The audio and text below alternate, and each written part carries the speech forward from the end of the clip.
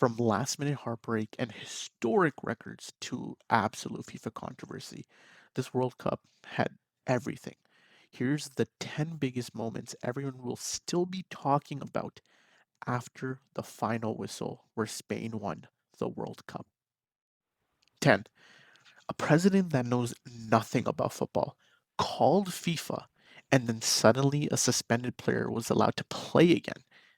Florian Balogun received a red card during United States round of 32 victory, which normally meant an automatic one-match suspension. Then, Trump publicly revealed that he had contacted the FIFA president, Gianni Infantino, and had asked for the decision to be reviewed. FIFA kept the red card in place but suspended the one-game ban for 1 year, allowing Balogun to face Belgium. Belgium's federation was furious. They argued that the decision conflicted with FIFA's own regulations. Infantino denied personal influence from this Trump call, but the timing made it look terrible. The United States ultimately lost 4-1, so it didn't really save their tournament. But where does integrity lie? Ball doesn't lie. Belgium won because the United States kind of cheated. Did FIFA correct a bad decision? Or were the US given special treatment for being a host nation? 9. Imagine reaching the biggest match of your life and the halftime show lasts half an hour. The 2026 final featured the first halftime show with performances from Madonna, BTS, Shakira, Justin Bieber, Coldplay, and the Muppets. The performance was about 11 minutes, but they stretched it out to the 27-minute mark. American audiences are probably used to this. They probably felt like it was the Super Bowl. But for football fans, this was unnecessary. Players only get 15 minutes to recover. They stay warm. They prepare for the second half. But instead, Argentina and Spain were left just waiting in the tunnel while the World Cup became this Super Bowl wannabe type thing. They really, the show was okay. It was massive. But does the World Cup final really need any of this? Did FIFA improve the halftime or did they just Americanize the sport we love? 8. Hydration breaks is what FIFA called them, but honestly, by the end of the tournament, they were just commercial timeouts. Every match included a mandatory 3-minute break through each half, originally introduced to protect players to extreme heat conditions. But the problem was this even happened during cooler situations where stadiums were covered and it wasn't that hot. Coaches immediately used them as tactical breaks. Teams that were under pressure suddenly had time to reorganize, and you saw momentum shift as teams would be attacking, and then that break really stopped the play of the natural game. And then we got to the commercial side of things. The breaks didn't even let us see what was happening on pitch. We just got cut to commercials, and it was just like we were being, again, treated to another Super Bowl. Arsene Wenger said that the breaks didn't affect the results, but even FIFA has not confirmed whether they'll be continuing with this or not. In my opinion, I think that they weren't necessary if the weather didn't dictate it. Were the breaks necessary? Or did FIFA just turn this into a four-quarter football match? 7. Cabo Verde holding it down against Spain. The eventual world champions could not score against a country with just over half a million people. Cabo Verde, entered their first ever World Cup facing Spain, one of the favorites and literally the winners of this World Cup as it went along. Most people have just expected damage control, but what we didn't expect was a 0-0 draw and a world-class performance from Vozinha. Spain eventually did win the World Cup, but on that day, everyone remembers how Cape Verde, did not let a goal through. And this was against the eventual champions. They played incredible. They won the hearts of millions across the world. And to me, I think it was one of the best performances of all time. This is the greatest underdog performance ever in this tournament's history. 6. Erling Haaland waited his entire career to reach the World Cup, and then he eliminated Brazil. Norway had not appeared at a tournament in 20 years, so this was Haaland's first opportunity on the biggest stage. And he didn't waste it. He eliminated Brazil, scored twice, causing Brazil to crash out with a 2-1 defeat. Those goals brought him to 7 in 4 World Cup appearances, and it was more than just an individual performance. Norway stopped viewing Haaland plus 10 other players and legitimately became an international threat. Everyone knew how good Holland was, but he took that momentum he had at club level and he translated that for his country. Brazil got the answer. Holland was one of the biggest stars at this tournament, and he proved that he's not just a name and he's not just club level, but he can do it on the international stage as well. Five, Germany used to be the country nobody wanted to face, and now early World Cup exits have become normal. Germany versed Paraguay in the round of 32 and were expected to survive. Honestly, I thought they would convincingly move through, but instead, 1-1 during the 120 minutes, taking them to extra time. Paraguay then eliminated them 4-3 on penalties. Germany first were gone in the first knockout round.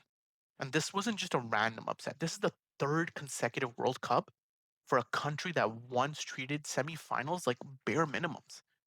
The issue is no longer bad luck. Germany have changed coaches like they change clothes, introducing younger players, and they've attempted to even do multiple rebuilds, but they didn't get them anywhere. Paraguay deserves enormous credit. They were incredible. They took Germany to the edge. But now we need to see, can Klopp's Germany do something different? Did How did international football's most reliable tournament team become so fragile? Four, France finished fourth, but Kylian Mbappe left the tournament and made history. Mbappe scored 10 goals in 8 matches, won another Golden Boot, and has now 22 career World Cup goals, officially making him the competition's all-time leader. Just think about that. He, he he broke the record at 27, meaning that he could realistically do another 2 World Cups, and who knows where that record is going to go. France did fail to win the trophy. Mbappe still, you could see the grit and determination to be that top scorer because he still played that third place match, and that match, the 6-4 match, impeccable. Scary part is that 22 may not even be the close total. I think he might even push to 30. We spent years debating Messi, Ronaldo, but Mbappe just cruised through and is now the World Cup leading scorer. And I don't think anyone's going to touch that record. How many World Cup goals will he finish with? I think he might make it to 30. Number three, we just spoke about this. England and France, a 6-4 thriller. Nobody cares about the third place game, but when you score 10 goals, everyone cares. England versus France was supposed to be a match neither country wanted to play, honestly. Both had just suffered heartbreaking semifinal defeats, and one of these teams was going to lose 2 games back to back. But instead, we got chaos. England were leading into half 4-0, and honestly, I thought France really did not come to play. But I was wrong. Second half started. France said, yo, hold my beer. And they went crazy. Game did end 6-4. Bukayo Saka scored a World Cup hat trick. France refused to stop attacking, and honestly, neither defense looked like they were interested in really doing their job. It felt less tactical and honestly just two teams trying to just go all out on it. England may have not reached the final, but finishing third, they gave us one of the most entertaining games. In my opinion, this was one of the best matches in the World Cup. Was terrible defending, but was absolutely entertaining.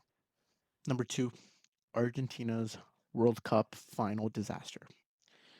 I honestly expected a lot more from Argentina going into this final. I thought they would put a lot more into it, a lot more just being able to bring the game to Spain. But what we saw was honestly just domination from one side. We saw a really dirty game from Argentina. We saw a lot of tackles, a lot of fouls, a lot of trickery. And honestly, I don't like seeing Argentina play this way because I don't believe that they are like this. I think one thing I saw over the course of the tournament is that they really used the stop start play to their advantage. Teams would gather momentum, they would do a foul, it would then cause the game to kind of stop, momentum would shift, and Argentina would be able to win the game back. However, that didn't happen against Spain. Really controversial. Enzo Fernandez, you were a hero against England, and then against Spain, you go and do that. And then you have the audacity to put your hand up and say nothing happened. Honestly, this team was just Messi carrying 10 individuals to the World Cup final. In all opinions, Argentina did not deserve it. Messi did deserve it because he did try his best out there, but Argentina let him down. His team let him down. And realistically, a World Cup is not won by one player, it's won by a team. Number one, Spain's World Cup win. After 105 minutes of the World Cup, tensions boiling, One moment changed football history. Ferran Torres. Spain and Argentina had thrown everything at each other, but still it was scoreless. Argentina were trying to defend their title. Messi was chasing one final piece of history, and Spain were desperate to reclaim a trophy after 16 years. Then, the 106th minute, Ferran Torres produced the defining moment. The player that always gets clowned on for missing, he did not miss. One finish, one explosion from the Spanish supporters, and Argentina suddenly had to chase the game that they were trying to control the whole time. And honestly, after that goal, Argentina did switch on, but it wasn't enough. Spain were disciplined. Spain were playing exactly how they were playing the rest of the game. They didn't change anything. They didn't bring on three defenders like England did. They stuck to what worked. They held on to the 1-0 win, and that's the country's second World Cup.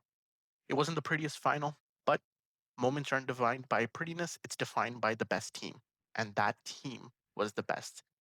Spain deserved it. This was the biggest moment in the World Cup because they upset most likely the favorites, in my opinion. Shout out to Spain. So those were my top 10 moments. Let me know what your guys' moments were. If there was something else that you felt was maybe bigger or should have been in this list, let me know what else you'd like to see. Like and subscribe. We got more coming.